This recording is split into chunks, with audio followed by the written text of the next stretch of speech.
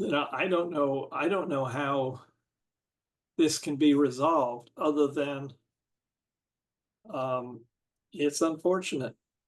Every one of us has some genetic proclivity to Yeah. something. And nothing can be good for everybody. We have such difference. I mean, it's just I don't think it's possible. So I think there's things to be learned from those outliers instead of damning the whole process. There's something to be learned by that because there's information there that if we garnered, we would expand the capacity. But boy, they sure are going at it the wrong way. It's really a surprise to me that a man with so much mental moxie and heart is so caught in that. And one of the suppositions I've had, because he has mentioned several times that you have to have, control over our own bodies. And I'm going, maybe this is the first time he as a male has ever experienced not having control over his own body. Yeah. And this is something that women have lived with forever. So we don't have that. We've developed a way of dealing with it that is not so knee-jerk reaction. And I just wonder how much of that is involved in his feelings around that. Yeah, I mean it's it's not a fair world. No, Palestinians that fear is an illusion. are being shot Yeah, by soldiers who are admitting to getting orders from their superiors to shoot at defenseless people in line to pick up the food they need to live. yeah. I Was mean, it Vietnam?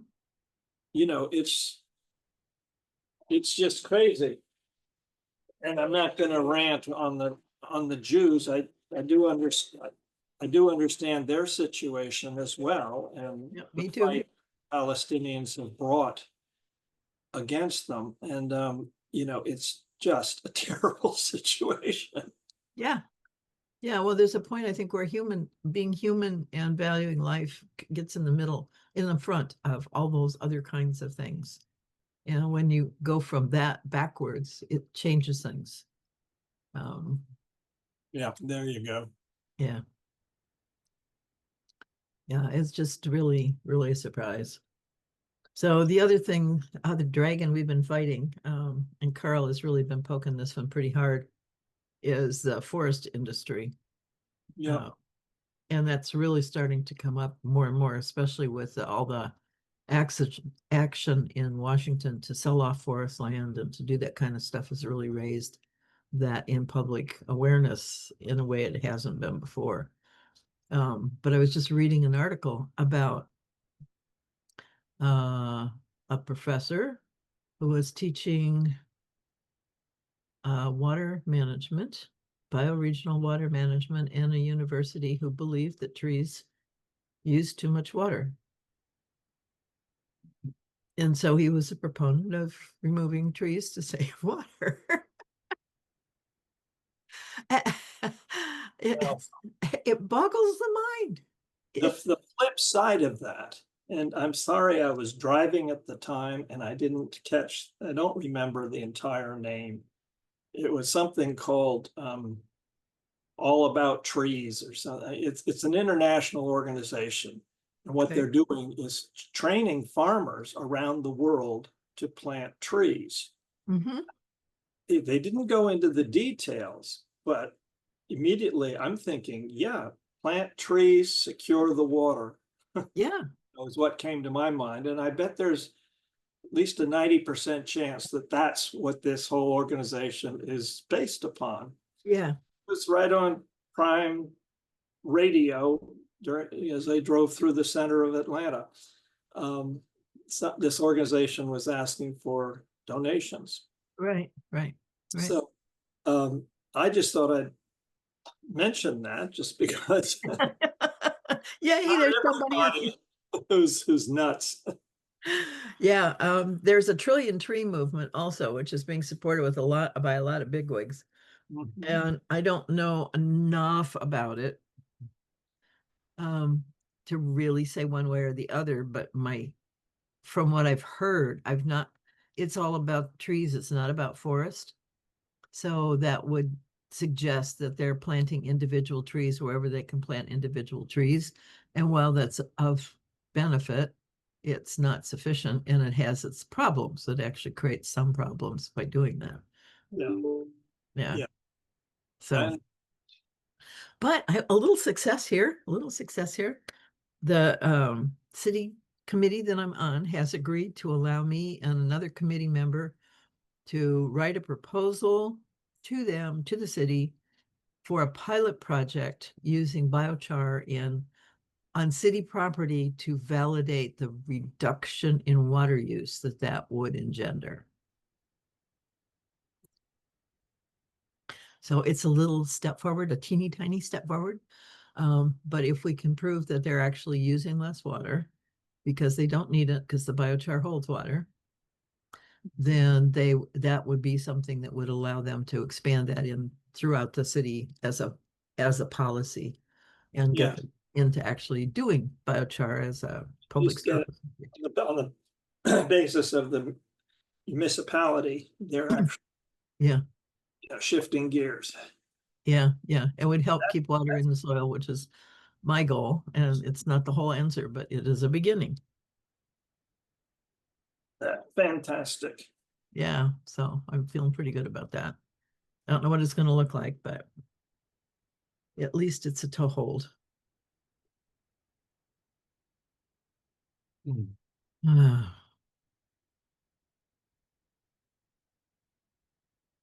I've got to put a little shade. You keep saying that. It's, yeah, Or are you waiting for the sun to move so you don't have to do it? it's going to be another month or two, so I'd better do it. I mean, I did it. It was a matter of urgency before because I was trying to do work and I couldn't even see the screen. Uh, Um, Now it's just hot. But where my hair looks white is because yeah, yeah, yeah, correct sunlight. yeah. Uh, So what else is on your mind?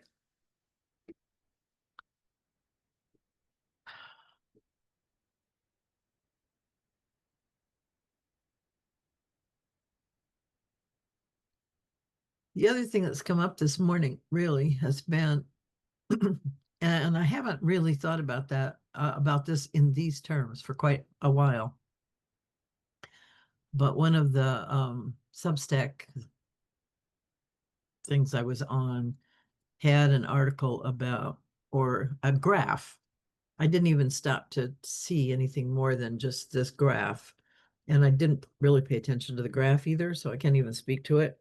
But what he was talking about was the financial collapse that he believes is coming.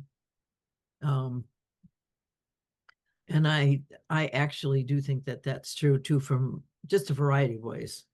Just because nature is being more and more stressed. Oh, that was the other thing. There's a article. Um, I've been working with a guy named Hart Hagen, who is in North Carolina, I believe.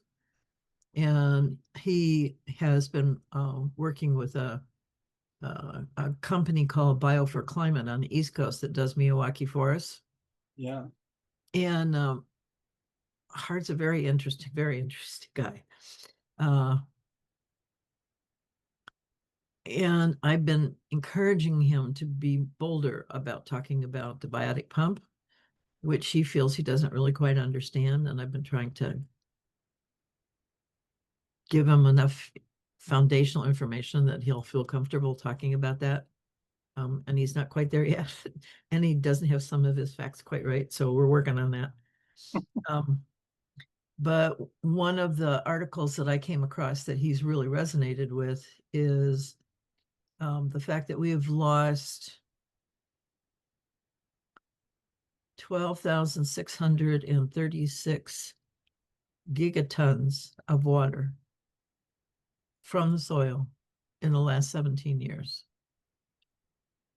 And a gigaton is a billion tons.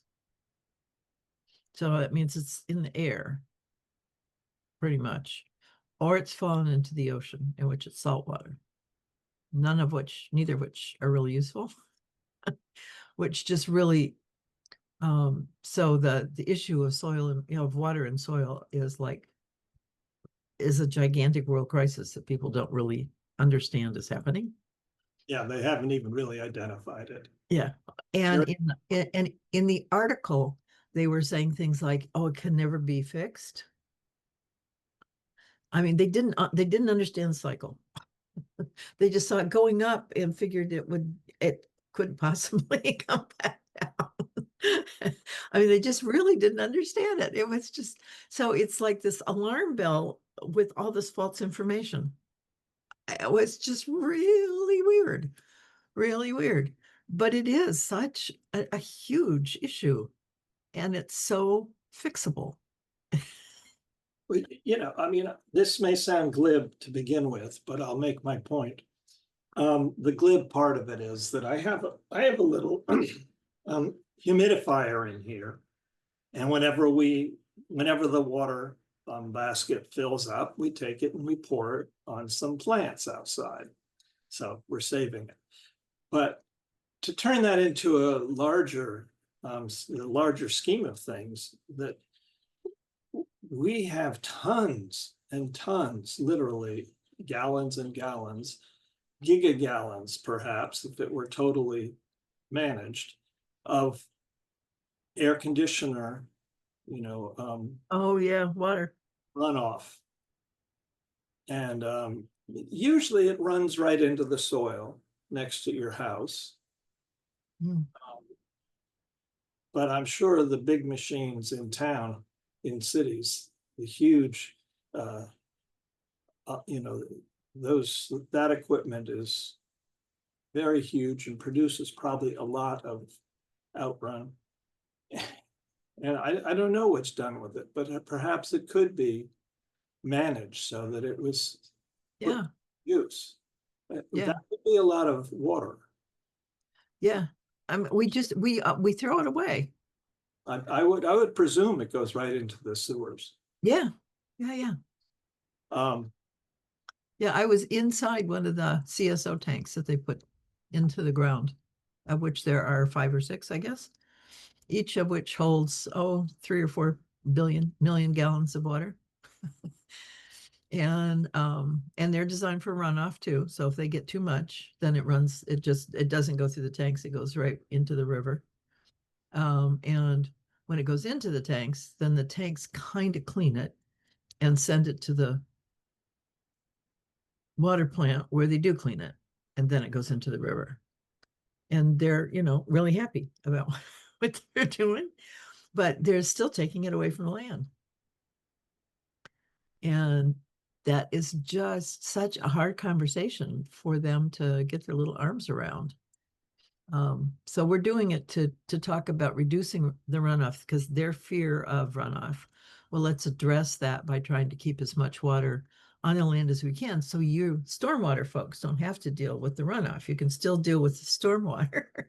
We haven't got there yet, but if we keep it in the land first, maybe that will reduce the runoff and you won't have that problem. The two things will work together. Ideally, we could do it enough that they would actually, the tanks would not be of major use, which would be really great, but that's a ways in the future. Yeah. we have a situation where we're in this valley. We're at the bottom of this valley. And and by we, I mean the South Garden community, the 13 townhomes Okay. I'm a part of. And we have all of that water. And there's a basin with Canmont Street, Stolen, and Boland. They all, direct the water down to the one drainage that runs into our yard and into the stream. And I can call it a stream rather than just a drainage, because it does run year round. It's spring fed to some extent. But when the Canmont is running from a 1-inch to 2-inch storm, I mean, the water is, 10, 12 inches high, overtopping the curbs. Sure. And running, like a raging river. Yeah, yeah, yeah. And so far, we are absolutely responsible for it once it crosses into our yard. Lawyers have made that very, very clear. What can you do about it to help it slow and sink? Well, I know what's happening is that we are getting, I would say, at least 2 times the amount of water that we got, 20 years ago when I moved here, because they've cleared out a lot of trees going up, That's right. and then everyone's putting in lawns. Well, and they don't take care of the lawns, so the lawns don't really hold much water.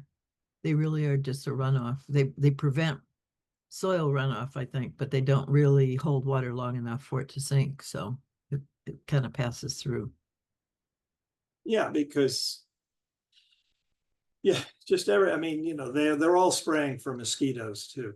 And Yeah. the fact of the matter is people keep cutting down trees because, as far as they're concerned, it's a danger, a menace. It's just Gonna fall on their house yeah, and or their car. Yep. branches fall, leaves fall. Yep. Just don't want to deal with it. Yep.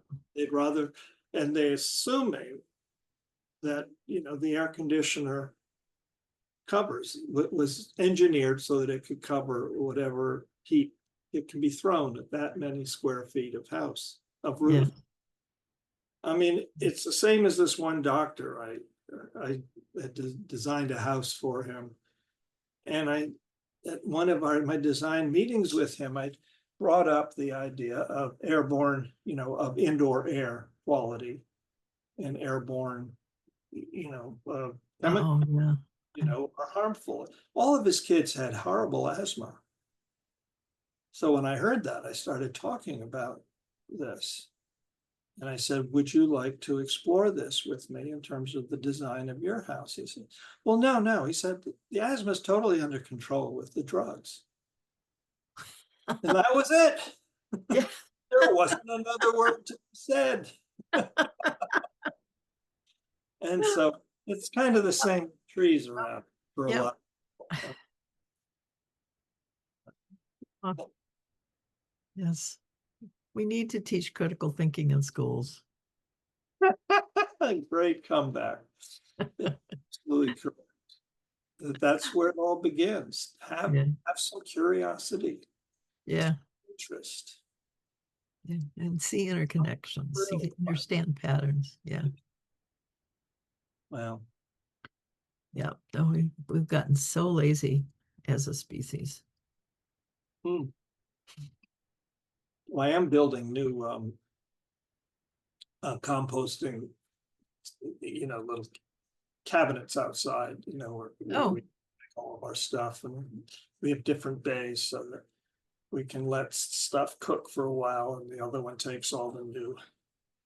yep. And the gardeners are constantly using it, to fill the, to build up the soil. And after 16 to 17 years, I mean, the soil is pretty rich. Mm-hmm. Mm-hmm. It's not red clay anymore. It's dark. Yeah. Yeah. Yeah. Wonderful. Yeah. And it holds lots of water.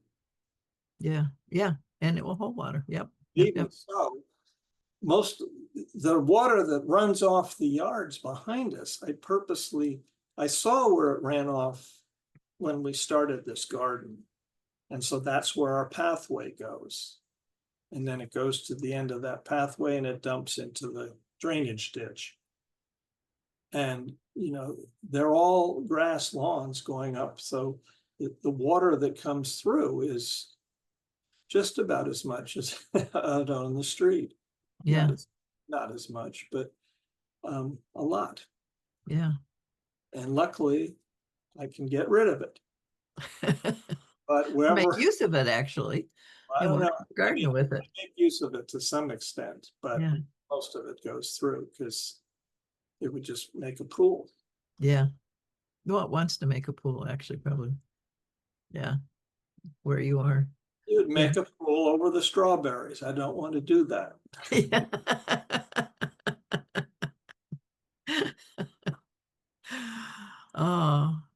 Yeah, I'm kind of excited because we've attracted some really interesting people and some really hoping that we can begin to really generate work amongst us and with us. So we have a woman who has been trained in at the Soil Food Web School, and she'll get her certificate this summer. So she understands soil science and has a microscope and can see the life in the soil and can talk to that. She's going to do a webinar for us in July. So And I saw that email that you sent out, oh, okay. smart, the list of attractions. And Yeah. try to make at least one of those. And in August, we're going to have biochar and trees, which should Wow. be very interesting. And he's really a hot shot too, John Webster. He's in Utah. So I'm hoping to bring him in on the proposal to give us some guidance on how to write that because he's really familiar with using biochar on lawns and that kind of stuff in a more residential kind of aspect, not agriculture. So I think it will be useful. His information and experience could be useful in the What proposal. exactly is biochar? I mean, how would I purchase it? Well, you can purchase it. There's just it's so the story is, and we did a wonderful webinar on it last year, and I didn't save it. It still hurts. Oh, Um, and I was told it was the most informative webinar on biochar they'd ever attended to. This is a guy who's in the business and has a foundation on it. So it's doubly painful. Biochar, it was an invention. Well, it has been used by indigenous folks in many ways, but very consciously in the Amazon. And because the Amazon's got really poor soil, yeah. um, and so they were able to have villages that had hundreds of thousands of people because they discovered biochar as a way of amending their soil. And they created a thing called terra pareda, which is black earth. And there are actually pockets of it. You can find it, and it will replicate itself at a foot a year. So there are people who kind of mine it, who do it, and then they sell the top layer, and every year they get another one. And we've not been able to duplicate that. So our Western mind looks at biochar and goes, okay, so you're burning stuff not to the charcoal where it's hard, but there's a place just above that where it's burned, but it's porous. And so you have to keep the heat in a certain way to make that happen. And of course, the Indians used pits with wood and layers and stuff. Um, and then it's what you put into what you burn. So there's the heat at which it is, the source material, what that actually is. The And wood, you mean? well, you can use anything that's organic. It doesn't matter. You can make char out of anything, but everything has implications and consequences because of what it is. So some chars, if they're made with some things, will have particularly, I've heard, a high potassium content, which is not necessarily good and it will leach out. So there's these caveats. And of course, we want standards and we want something that we can just get and put in. We don't have to think about. And it doesn't seem that biochar really works that way. It really has to be tied to the situation as much as possible. So we'll see how we deal with that here in the city. So there's been a lot of research done in different ways. The problem has been that biochar is a carbon sink. It's all carbon. So, whoa, we are trying to get rid of carbon, right? So we want to burn stuff and put it in the ground, right? Not really, but we want to take it out of the air. We don't want to burn stuff, take it out of the air. Anyway, so it became an industry where people are looking how to make biochar so they can put it in the ground so they can get paid for it. And so that I think has peaked, but it was a huge push for like 10 years. That's really what most of the biochar was done. And most of the people who are actually burning biochar at scale are making money by selling it as a carbon sink to farmers who are using it as a carbon sink, or other people who are buying land and just putting it down. So IBI is a group on the East Coast, and it's created standards for that so that they can guarantee that if you burn biochar and put it on land, that you have done what you've said you've done, and so they can pay you for it. So they spent all of their energy on that, not thinking about it as a soil amendment, particularly. So they're just starting to move into that, and the IBI is partnered with the American Association of Composters to begin to see how to marry biochar and compost. So the thing about biochar, and anybody can do it, you can do it in your fireplace. So we've got videos on the YouTube channel that talk about that. We've got a guy here who can train people that. He does 50-gallon drums because he's got a garlic farm. And so he needs more char than what you can do in your fireplace. But if you've got a family garden, or from what I've got out here, fireplace would be just fine because you don't do it a lot. It's like a one time, or maybe one every 10 years even. It's not a lot because it stays there forever. It doesn't go away. So you don't want to dump charcoal on your land. That's not the point. You're using it as an amendment because it's full of these microscopic holes. And um, if you inoculate it and charge it by putting it in compost tea or any other nutrient rich thing that it can absorb, then when you put it in the ground, it's feeding the ground and it becomes a home for all that bacteria. And it does that forever. It will also hold water, and it will also purify and remove toxins because the toxins get locked into the carbon charge. So it has a lot of benefits, but it's not, it's a living thing. So you can't like make it industrial.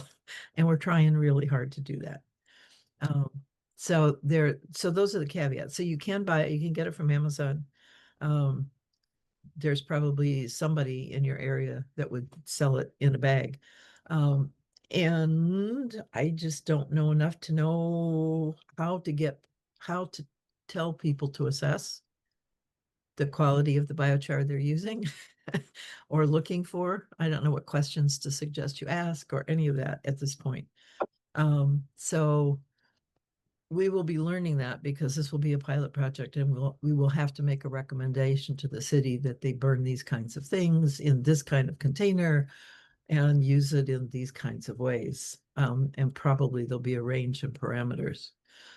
Wood burning appears to be the very best. Wood chips and that kind of stuff. It's an excellent use of all that old wood that cities can't get rid of, the dead trees that they just chip or that they stack because they don't really know what to do with.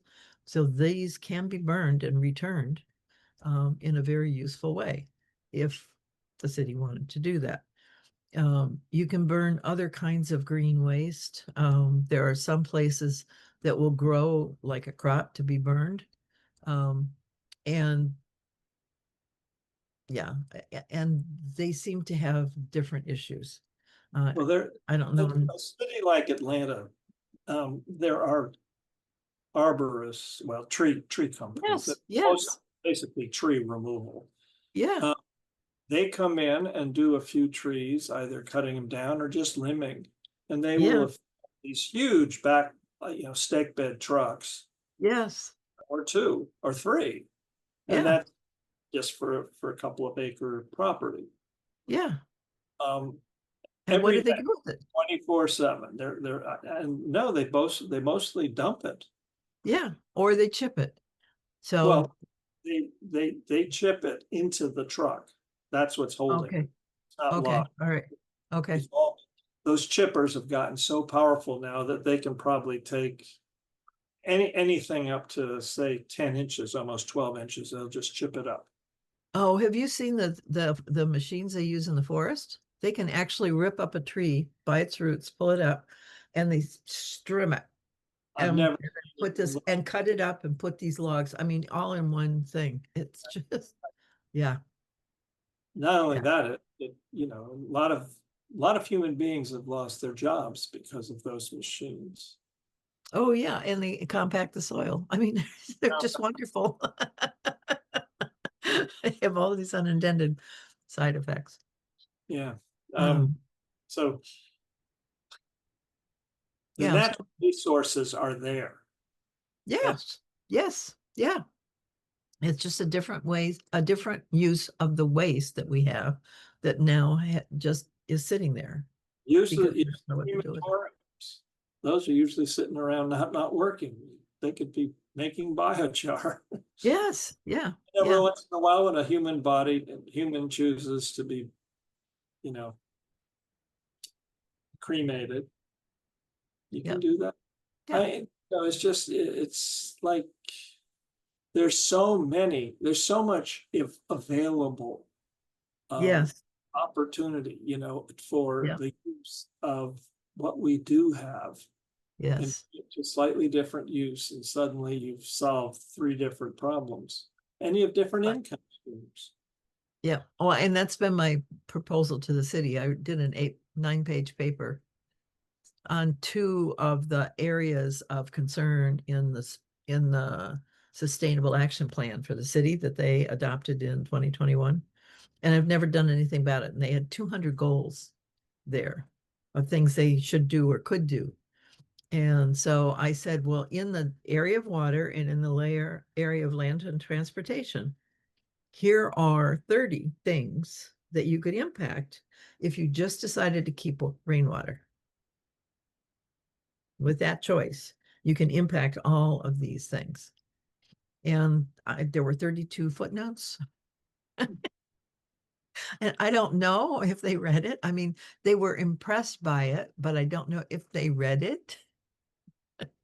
And I think they felt a bit overwhelmed. And I said, and those are only two goals of the 9. So I mean, there's lots more work we could do. But out of that came the biochar project. So again, it's not, but it's a step. It's a step. And getting them to understand that process. See, that's the thing. If they really got the process, then things would just come out of their own head. It would be really obvious how to do it. And that's really my goal, is to get them to see with those eyes. And then the answers become quite clear. Um, yeah, yeah. But boy, it's just amazing the resistance. It's amazing the resistance. Yeah, yeah, Well, it's yeah, fairly understandable. I mean, I must admit, the last few years, I had been gung ho on all kinds of energy efficiency, uh, detailing, strategies, equipment, and products. And there were not a number of them I used, but I got lazy. Nobody really wanted them. I would bring it up. Well, no, I'd rather just, what's the cheapest way to go? yeah, yeah, We, yeah, they want the fancy dealio, and whatever that might be. And I can, by fancy, I'm not being snarky there. I mean, the one that would really fit their family, something that they were really looking for a highlight, or the yeah. project, the design highlight. And energy efficiency and wasn't one of them. No, nobody can see it. Um, Yeah, and we would talk about how, the extra amount for doing the whole package might be 10 or 15%, which you would have almost instant saving calculations for, showing you how much money could be saved over a decade or more. And but 10%, the last, just as I was quitting, I mean, $200,000 jobs was maybe sort of the average for a major remodel. So that's $20,000. That's significant change, yeah, and they couldn't do it. yeah. What do you think? What do you think is under? because I think it's a human issue. There's just something, um, I mean, maybe it's critical thinking, but I, it has, so I would say that it has something to do with how we understand priorities. And we create a sense of priorities for ourselves. And when things like money saving, even though we talk about it, it feels painful. It doesn't feel like a gift. It feels like a taking away in a way that you're reducing something to save money. That there's that link I have in my head about it. And so it's hard to get excited about feeling a lack or that I'm doing something that's going to give me less in some kind of way. Um, and status comes in there, wanting to be seen, wanting people to see who you are in the way you live and, you know, how you dress and that kind of stuff. I, I, what are I mean, if we could just figure out how to see that see that rationale, because it makes sense to people's heads and it doesn't. And it's emotional, it's not fact driven, because facts won't change people's minds often. Well, for instance, Terry just came back from Europe, Okay. visit newfound cousin who lives in No. In and Frankfurt, did you say? Frankfurt, Yeah. Germany. And she took a lot of pictures. She became the tourist, and Michael showed her around. Um, Beautiful buildings. I mean, every building she took a pic. Well, I mean, she took a picture mostly because they were beautiful, but you know, whether they were centuries old or brand new, you know, there was something striking about the building. Mm. And you know, she talked to Michael about it, and you know, this was just what was expected. I mean, there was a general level of acceptance that, you know, that this building on the street was a citizen Ah, of our common, you know, common environment. And, you know, people were expected to take it into account, and they did. yeah. Was here in Atlanta in Yeah. particular. They don't. There are Yeah. very few Yeah. seriously interesting buildings. Yeah. No, they're all ugly. They're all efficient. Other than homes in Buckhead, there's some extremely well, and you know, I was going to say expensive, but also and somewhat remarkable homes. But they're behind, you know, screens of trees Oh, and and those are a badge of wealth. It's not how people live. yeah, It's a symbol of wealth. yeah, and the Yeah, and it shouldn't be. this so that's one accepted norm that the society has simply adopted. Yeah. Yeah. And you know, it has simply been adopted over the past 30, 40 years that if you're building a public building, you're going to make it as cheap as possible. Well, I also want to bring up Target. So one of the things that Target's claim to fame actually when it first opened was that you got designed cheaply. Mm-hmm. And Graves was the designer, and he designed toasters and all sorts of things, but they were beautiful. Oh, yeah, I mean, I totally agree with you. They were things you wanted to own, and that has sort of disappeared. Their stores, though, were pretty straightforward, you know. Yes, yeah, they did. That did not roll over into how they were.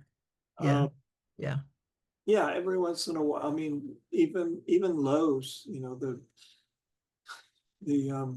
building materials store, or definitely Home Depot, they have Home Depot has gotten various wealthy, well, celebrities, former models, yeah, you know, to have a line of furnishings that have been Oh, created. okay. And they're beautiful. I mean, they are a step above. Um, and they cost a little bit more, but they do well enough. Right. That's because that same line has been, you know, perpetuated now for decades. I'm going to be back in a minute. Surely.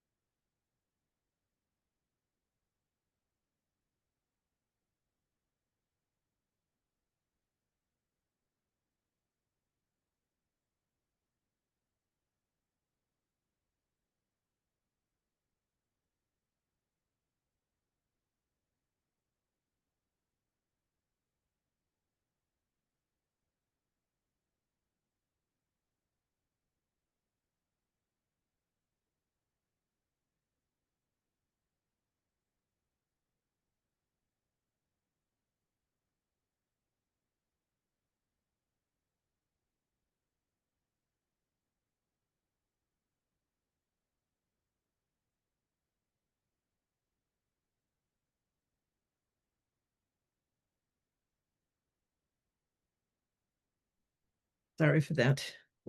No Thing problem. about drugs, your body responds differently than it used to different things. Yeah. Yeah, part of my frustration. Yeah, there are people talk about the good, true, and the beautiful as a moral concept and a way of living your life. And that would go a long way, I think, if we just hung on to beauty and saw that as a good. It can certainly be used for corruptive purposes, but so much, it's just life is so different when things are beautiful. Yeah, makes such a difference in life and how you live life when that's a concern, an intent. Now for Terry and I, we've done a number of things recently, both for ourselves and for and with our friends, that was, you know, could basically be identified as beautifying, you know, our lives in one way or Yeah. another. I had to replace the shower because it was leaking. It had been leaking and it was rot all around the base of it. Decided to really, I probably spent an extra $1,000, $800 over what I would have had to for the most basic. Right. But at every step, you know, I had a contractor friend who was buying things half price for me and that Nice. thing. Nice. And Carrie keeps laughing. She says, every time you go in there, you see, you proclaim to the world, I love this shower. But yeah. I mean It's a and joy to go in there. yeah, there's no price on that, you know? And then Terry's work up in the garden. I mean, she's just created just a wonderful, a living place to be. You just feel the energy. Yeah. And Yeah. so do the birds, and so do the bugs, and it's Yeah. We share it. That's a good thing. now birds have taken more than their fair share of the blueberries, thank you, but that's all right. We'll let them to figure it out. Yeah. Yeah. Yeah. No, it just, I mean, that's how life should be lived. I think, you just want to go in there and go, wow, I really like being here. Wow, this is really great. Why would you want anything less? I Oh, don't get it. people on the street do not like it. Yeah. Well, there's jealousy, I would imagine, So maybe. Yeah. I don't know. Um, but most do. Yeah. One of the young ladies comes up here with quart bags. Actually, I think she got as much as the birds did.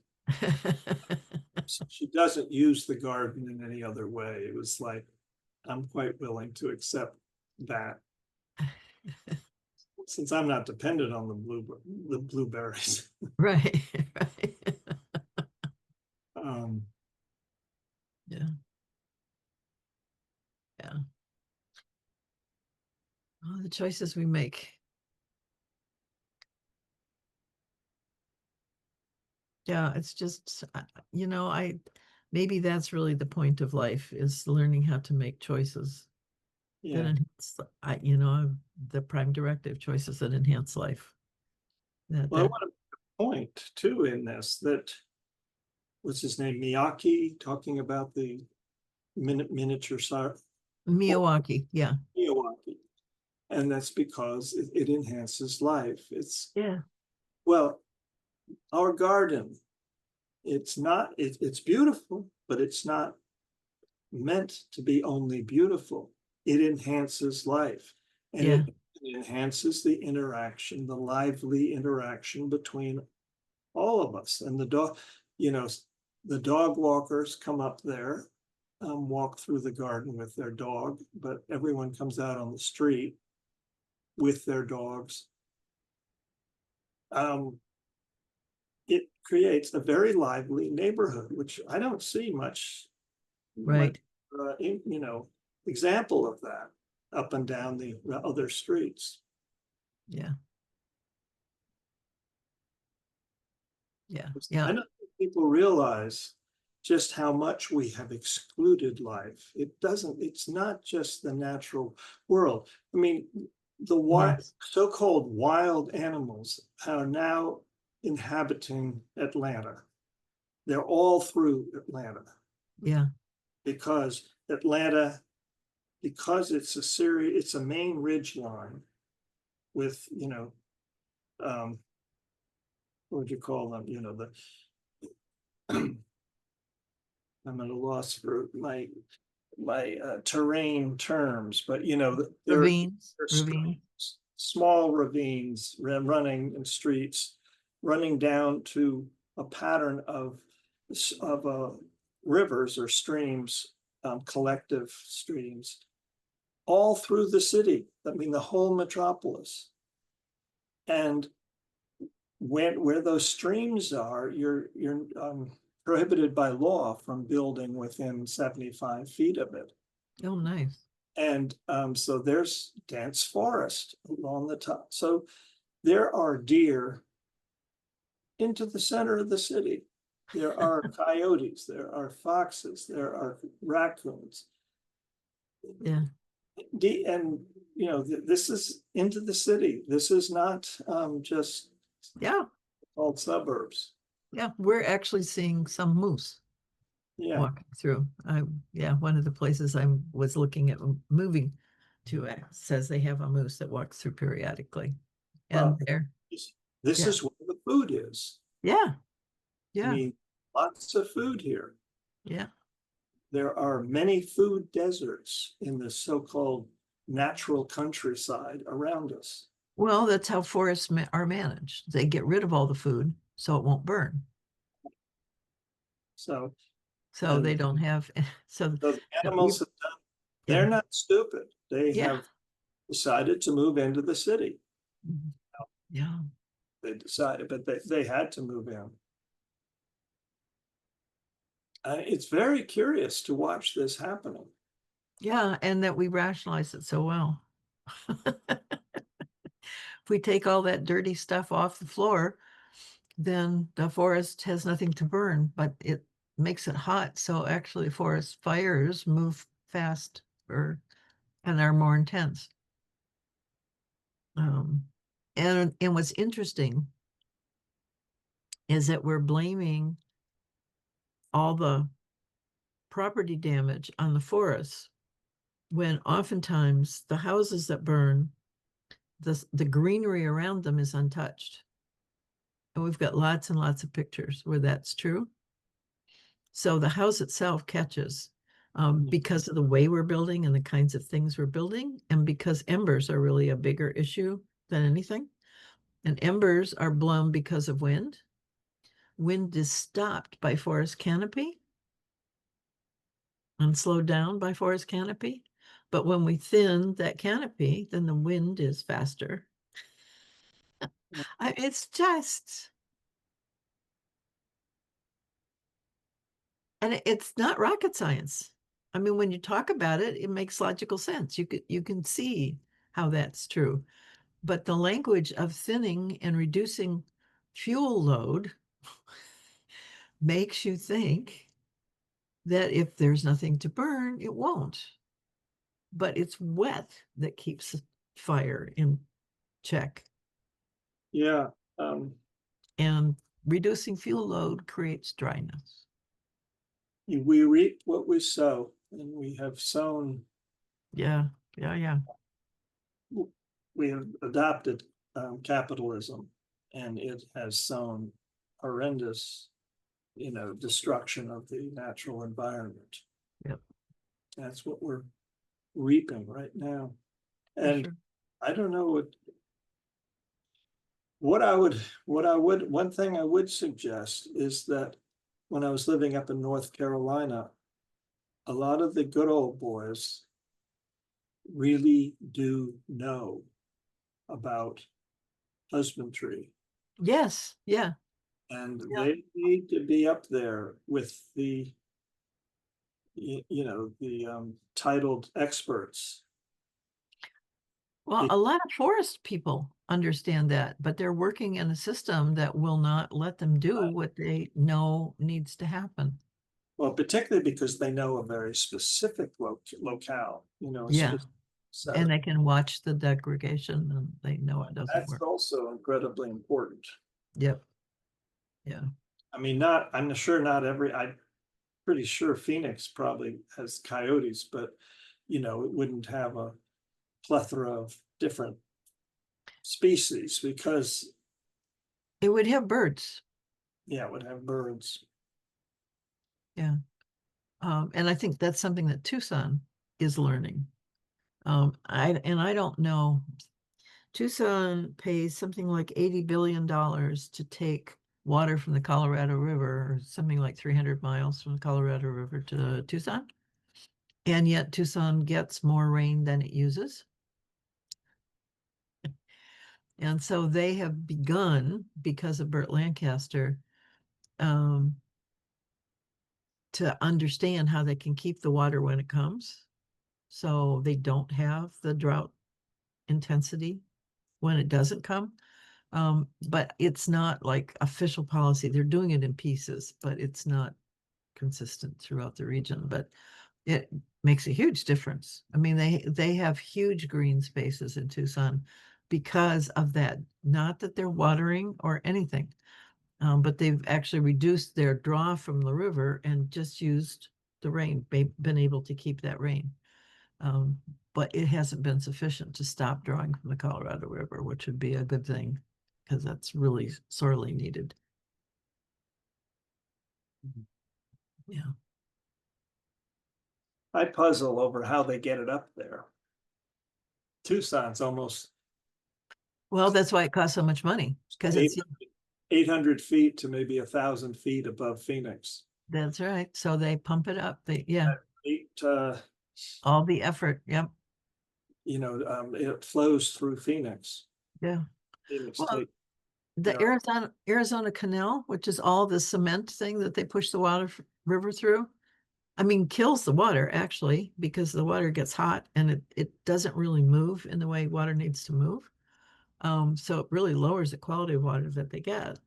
Um, I was so shocked when I saw that. Why would anybody do that? And it evaporates because it's in this hot cement basin.